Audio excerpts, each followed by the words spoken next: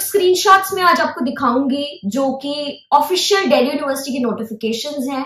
तो वीडियो को लास्ट तक देखना और वीडियो के बाद अगर आपको वीडियो अच्छी लगी हो कमेंट करके जरूर जाना कि आपकी माइग्रेशन का रीजन क्या है।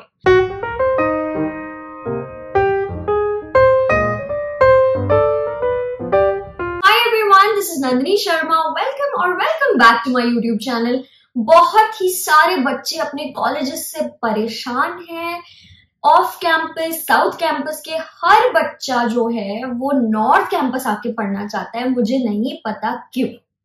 डिस्टेंस प्रॉब्लम है, फ्रेंड्स प्रॉब्लम है, कोर्स प्रॉब्लम है, कॉलेज प्रॉब्लम है, टीचर्स प्रॉब्लम, मुझे नहीं पता, पर हर स्टूडेंट की यही कहानी है। और आप में से बहुत सारे स्टूडेंट्स ने मुझसे पूछा, दीदी क्या हमारी माइग्रेशन हो जाएगी, क्या हम माइग्रेशन कर सकते हैं, क्या दिल्ली यूनिवर्सिटी में माइग्रेशन अलाउड है? जी हाँ जी, दिल्ली यूनिवर्सिटी में कई सालों तक माइग्रेशन बंद भी हुई थी, पर पिछले साल माइग्रेशन हुई है। तो शुरू करते हैं। सबसे पहले तो आपको माइग्रेशन क्यों करनी है और क्या मेरे अकॉर्डिंग आपको माइग्रेशन करनी चाहिए? तो मेरे अकॉर्डिंग माइग्रेशन सिर्फ उन स्टूडेंट्स को करनी चाहिए जिन्हें अपना कोर्स बदलना है। अगर आपको कोर्स बदलना है तो डेफिनेटली आप माइग्रेशन लीजिए, कॉलेज छोड़िए, कोई और एंट्रेंस एग्जाम दीजिए, ड्रॉप ईयर लीजिए, कुछ भी करिए, पर अपना कोर्स बदल लीजिए। क्योंकि एक बार आपने डिग्री कर ली, हमेशा आपके रेज्यूमे, सीवी, आपकी पूरी प्रोफाइल में ये डिग्री हमेशा लिखी जाएगी और आपसे हमेशा पूछा जाएगा कि आपने ये डिग्री क्यों करी थी। तो उन बच्चों को जरूर करनी चाहिए। पर जिन बच्चों को कॉलेज बदल के वही डिग्री किसी और कॉलेज से करनी है, मुझे उसका सेंस समझ में नहीं आता। आपको एक तो प्रेस्टीज इशू है क्योंकि आप कॉलेज बदलना चाहते हैं, आपको बहुत बड़ा प्रेस्टीज इशू है कि मुझे मिरांडा हाउस क्यों नहीं मिला, मुझे गार्गी क्यों मिल गया, या फिर मुझे एलएसआर मिल गया है और मुझे तो एसआरसीसी चाहिए था फॉर एग्जाम्पल, या मुझे तो एसआरसीसी चाहिए था और मुझे दौलत राम मिल गया। तो बच्चे बहुत प्रेस्टीज इशू में रहते हैं। मैं अपने पर्सनल एक्सपीरियंस से आपको एक बात बताती हूँ। मुझे 5 साल दिल्ली यूनिवर्सिटी में हो चुके हैं। मैंने 3 साल की बैचलर्स, 2 साल की मास्टर्स करी है और उसमें मैं ये बता सकती हूँ कि डम्बेस्ट स्टूडेंट्स मैंने टॉप मोस्ट कॉलेजेस से देख लिए हैं। तो मेरा ये मिथ तो खत्म हो चुका है कि कॉलेज ओवर कोर्स। कॉलेज बहुत अच्छा होना चाहिए, बहुत ऑफकोर्स कॉलेज एक अच्छी यूनिवर्सिटी होनी चाहिए जो कम पैसा आपसे ले रही है, जिसमें अच्छे टीचर्स पढ़ा रहे हैं, ये सब बातें, फैसिलिटीज होनी चाहिए, इंफ्रास्ट्रक्चर होना चाहिए, मैं सब चीजों को मान गई। और सिर्फ नेम की वजह से आप अगर एक कॉलेज को जज कर रहे हैं तो आपसे बड़ा मूर्ख कोई नहीं है। और 18-19 साल के बच्चे थोड़े मूर्ख होते हैं।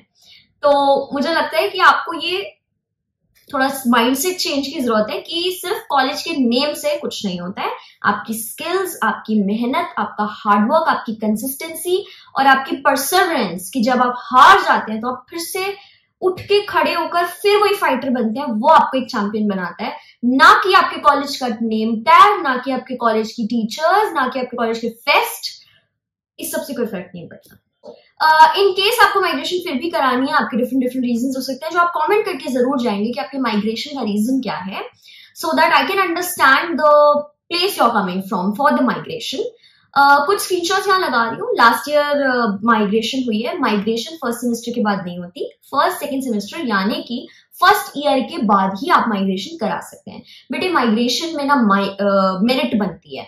मेरिट का मतलब होता है हर कॉलेज से टॉपर आके ये चाहता है कि मुझे अच्छा कॉलेज, आपके अकॉर्डिंग सो कॉल्ड अच्छा कॉलेज मिल जाए या बेटर कॉलेज या मेरी चॉइस का कॉलेज मिल जाए। माइग्रेशन डिपेंड करती है कि वहां पे कोई खाली सीट बची है या नहीं। कॉमर्स के स्टूडेंट्स माइग्रेशन मुझे नहीं लगता, आर्ट्स के स्टूडेंट्स मुझे नहीं लगता हो पाएगी। बहुत मुश्किल होता है कि कोई इक्की दुक्की सीट कहीं पे खाली हो गई हो तो माइग्रेशन हो जाती है। साइंस में बहुत सीटें बची होती हैं, बीएससी स्पेशली आप कहीं से कहीं माइग्रेट करा लो, बहुत इजीली हो जाता है। इजीली, पर आपकी मेरिट बहुत अच्छी होनी चाहिए। अगर आपकी अटेंडेंस 0 है, अगर आपके इंटरनल में मार्क्स नहीं लगे हुए, आपके एक्सटर्नल में भी कोई उम्मीद नहीं हो रही, तो आपकी माइग्रेशन होनी मुश्किल होगी। क्योंकि मेरिट बनती है माइग्रेशन पे, बहुत बच्चे अप्लाई करते हैं और सिर्फ उनमें से जो टॉप मेरिट में टॉप बच्चा होता है उसको वो सीट मिल जाती है। लास्ट ईयर की नोटिफिकेशन की लास्ट डेट जो थी वो 10th नवंबर थी। तो आप भी सोच लीजिए कि अभी आपको एक और ऑलमोस्ट पूरा साल इसी कॉलेज में बिताना पड़ेगा। तो या तो आप यहाँ एडजस्ट हो जाइए या अपने कोर्स चेंज करने के बारे में सोचिए, क्योंकि अब एंट्रेंस एग्जाम फिर से शुरू होने वाले हैं जो 12th के बाद होते हैं आपके। तो अगर आपको उनमें पार्ट लेना है तो आप इसको फिर ओके करके और अपना अच्छा से एक एंट्रेंस एग्जाम देके कोई और कोर्स चेंज कर लीजिए, मेरी वो सजेशन रहेगी। अगर आपको ये जानना है कि हम कोर्स कैसे चेंज करें, हम अपना राइट कैरियर पाथ कैसे चुने, हम कैसे जाने कि हमें कौन सा कोर्स अब करना चाहिए क्योंकि हमारा इसमें तो दिल नहीं लग रहा, तो डेफिनेटली आप नीचे कमेंट करके जाइए। I will put up a video. मेरे को बहुत एक्सपीरियंस हो गया इन सब चीजों में क्योंकि मैं खुद बहुत सारे पाथ्स चेंज कर चुकी हूँ और काफी सारे काउंसलर्स से मिल चुकी हूँ। So if you want that I can do that and you can comment down below and I will definitely put up a video for that. तब तक के लिए थैंक यू सो मच। अगर आपको ड्यू की माइग्रेशन में और कोई हेल्प चाहिए हो तो डेफिनेटली आप नीचे कमेंट करके जाइए। I will try my level best to help you. So that's it for today. This is Alaska signing off.